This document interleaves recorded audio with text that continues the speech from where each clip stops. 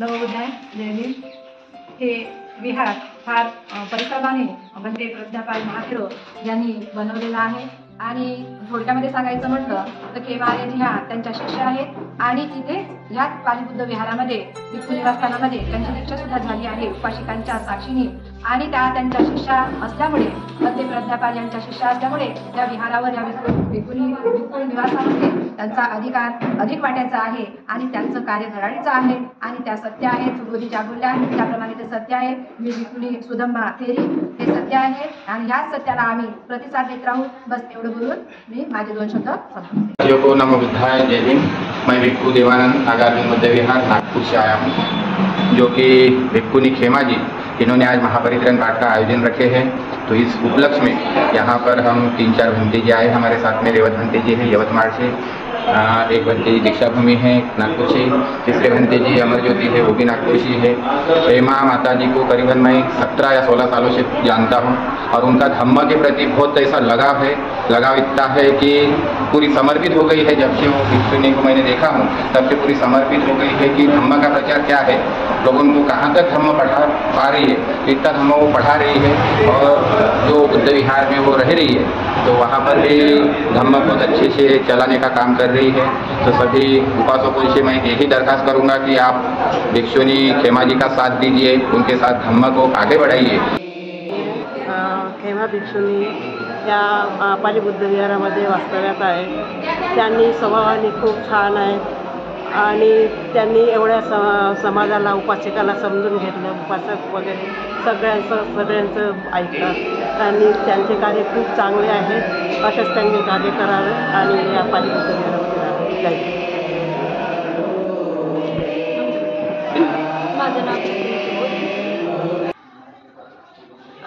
मी या पालीबुद्ध विहारमध्ये 3 वर्ष राहिलेले आहे आर्या खेमाजी सोबत।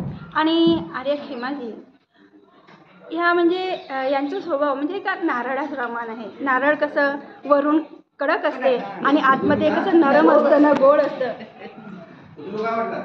त्याप्रमाणे आर्या खेमाजीचा स्वभाव आहे।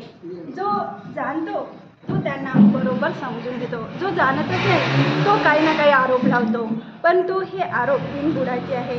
आणि ज्याप्रमाणे भगवंतावरही आरोप लावले होते आणि ते कसे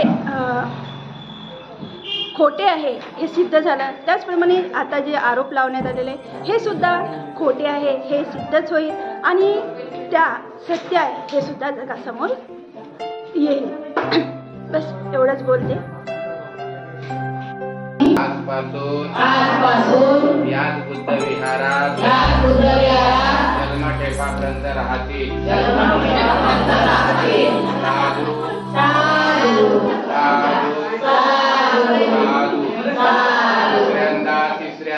दुसऱ्यांदा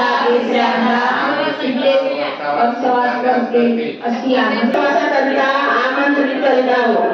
या वर्षीचा वर्षास करणार नाही, वर्षास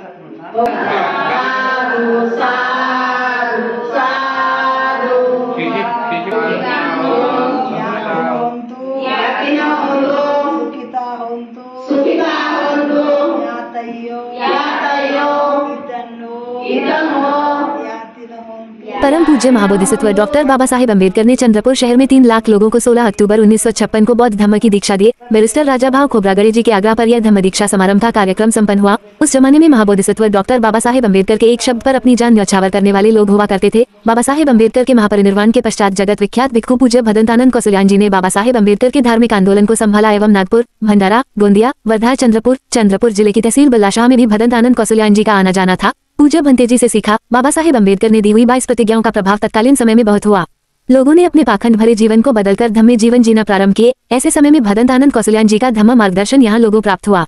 पूज्य भदंतानंद जी के परिनिर्वाण के बाद बल्लारशाह में पूज्य भदंत प्रज्ञापाल जी का पदार्पण हुआ। बाबा साहेब अम्बेडकर के बुद्ध मिशन अर्थात बुद्ध धम्म का प्रशिक्षण देने का कार्य पूजनीय भदंत प्रज्ञापाल जी द्वारा प्रारंभ किया गया। भदंत प्रज्ञापाल जी बहुत अनुशासित भिक्षु थे। उनके अनुशासन से बल्लारशाह, चंद्रपुर एवं महाराष्ट्र भर समस्त बौद्ध जनता भंते जी को जानने लगी थी। पूज्य भदंत प्रज्ञापाल जी के संबंधों की वजह से आसाम अरुणाचल प्रदेश का भिक्षु संघ ने बल्लारशाह में आना जाना प्रारंभ किया। बुद्ध धम्म का प्रचार गति से होने लगा। पूज्य भदंत प्रज्ञापाल महाथेरो द्वारा परिस्थिति देखते हुए जमीन खरीदी कर पाली भिक्षु निवास का निर्माण किया तथा पाली भिक्षु निवास विद्यानगर बल्लारशाह में श्रामणेर शिविर के माध्यम से बहुत सारे युवकों को धम्म की दिशा में मोड़ने का कार्य किया। भांतेजी की सूझबूझ एवं धम्म कार्य तथा अनुशासन को देखते हुए कई सारे लोग भिक्षु भिक्षुणियों के रूप प्रविष्ट हुए। पाली भिक्षु निवास को संचालित करने के उद्देश्य से पूज्य भदंत प्रज्ञापाल जी के आसाम, अरुणाचल, महाराष्ट्र, आंध्र प्रदेश के धम्म प्रचार के दौरे होते थे तो पाली भिक्षु निवास का रखरखाव एवं साफ सफाई बराबर हो नहीं पाती थी। इसलिए पूज्य भदंत प्रज्ञापाल जी ने पाली भिक्षु निवास के साफ सफाई के लिए एक समिति का निर्माण किया कि उनकी गैर उपस्थिति में समिति के लोग भिक्षु निवास की साफ सफाई करें तथा पाली भिक्षु निवास को व्यवस्थित रख सके। पूज्य भदंत प्रज्ञापाल जी ने सोचा मेरे मरने के पश्चात बल्लारशाह के बौद्ध धम्म का क्या होगा, इसलिए पाली भिक्षु निवास का संचालन अपने शिष्यों को लिखित रूप में सौंपा। भंतेजी के रहते एवं परिनिर्वाण के पश्चात उनके शिष्य पूज्य भदंत सुमनवन्नू जी ने चंद्रपुर जिला आसपास के जिले कस्बों में तथागत बुद्ध एवं बाबा साहेब अम्बेडकर के धम्म मिशन को गतिमान करके एक परिवर्तन की स्थिति निर्मित कर पिछले कई अरसों से धम्म कार्य करते आ रहे हैं तथा आज भी उनके धम्म कार्य जारी हैं। पाली भिक्षु निवास की व्यवस्था एवं पूज्य भदंत प्रज्ञापाल जी के धम्म प्रचार की जिम्मेदारी उनकी शिष्या पूज्य भिक्षुणी खेमा जी ने उठाई है। पूज्य भिक्षुणी खेमा जी तथागत सम्यक संबुद्ध परम पूज्य महाबोधिसत्व बाबा साहेब अम्बेडकर एवं पूज्य भदंत प्रज्ञापाल जी के विचारों को जन जन तक पहुंचाने कार्य अविरत जारी रखा है।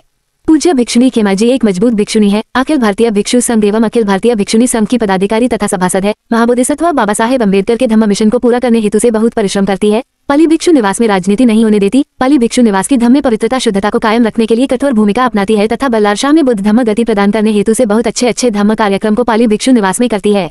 बल्लारशाह का बौद्ध समाज भिक्षुणी खेमा जी साथ खड़े होकर सहकार्य करता है। कुछ मतलब परस्त देवदत्त प्रवृत्ति के लोग भिक्षुणी खेमा जी को तंग करते हैं।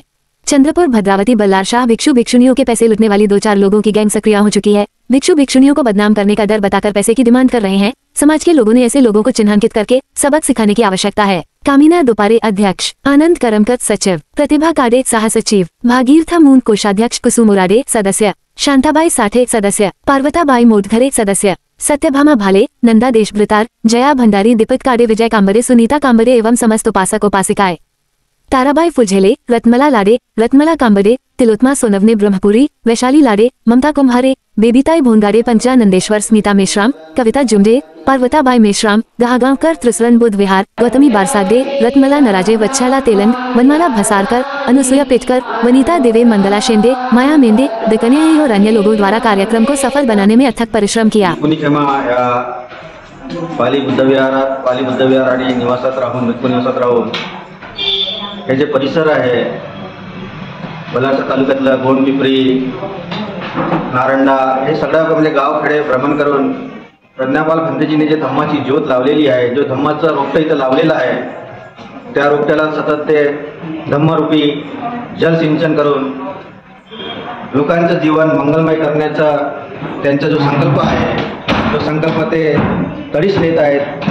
त्या संकल्पासाठी त्यांना बऱ्याच साऱ्या विरोधकांना अडचणींना म्हणजे तोंड द्यावं लागलं, तोंड देत आहेत। विरोधक त्या भिक्षुणीच्या कार्यावर बोट ठेवण्याचं काम करतात, परंतु भगवान बुद्ध म्हणतात भिक्षुंनी कल्याण मित्राचं काम केलं पाहिजे। कितीही जरी विरोधक लोक असले तरी सुद्धा त्यांच्या कल्याणाची कामना केली पाहिजे, कारण भगवान बुद्धांनी सांगितलं 26 वर्षाच्या अगोदर 90% लोक जगामध्ये मूर्ख असतात, 10% लोकांवर हा धम्माचा कारभार सुरू असतो। तर भिक्षुणीने जो संकल्प केलेला आहे तो संकल्प तडीस नेण्याचा आणि त्यांचं भिक्षुणी जीवन सफल करण्याचा ते सतत प्रयत्न करत आहेत। विरुद्धंगाच्या तोंडाला न लागता ते आपल्या धम्मकार्यात अग्रेसर आहेत। भारतात सुद्धा त्यांच्या बुद्धगयाला चॅटिंगच्या वेळेस त्या जात असतात 10 दिवसासाठी। पवनी इथे विश्वशांतीचे बुद्ध विहार आहे, इथं 8 फेब्रुवारीला कार्यक्रम होते। त्या कार्यक्रमामध्ये त्यांच्या प्रज्ञापीठक हा पुरस्कार देऊन त्यांना सन्मानित करण्यात आलेला आहे। तर लोकांना सूचना आहे की कारण भगवान बुद्ध सांगतात सत्याला फार त्रास होतो, परंतु सत्य चिरकाल टिकणार असते, सत्यावर कोणी गालबोट लावत नाही। ज्याप्रमाणे सूर्याला कोणी तळहाताने झाकू शकत नाही, त्याचप्रमाणे भिक्षुणी खेमाचं हे जे काम जे आहे ते तडीस नेत आहे, त्यांच्या कार्याला कोणी झाकू शकणार नाही।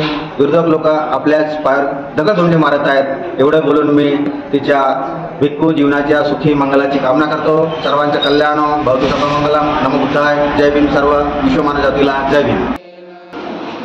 आम्ही रोज सकाळी 6 वाजता वंदनेला येतो।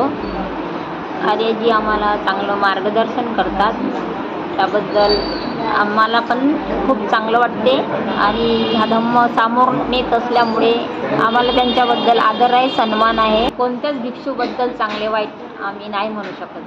भंतेजी की कोणत्याही भिक्षूबद्दल चांगले किंवा वाईट असं प्रवचन होत राहते, परित्रण होत राहते.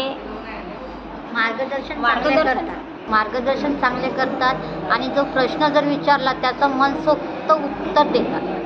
म्हणजे जे आपण परिस्थिती सांगितली त्यांनी की असं असं आहे तसं आहे. लोकांचं काय, लोक इकडून पण बोलतात तिकडून पण, वाईटाला वाईटही म्हणतात आणि चांगल्याला चांगलं पण म्हणतात. त्यांचा स्वभाव चांगला आहे, जसं तसे बोलतात.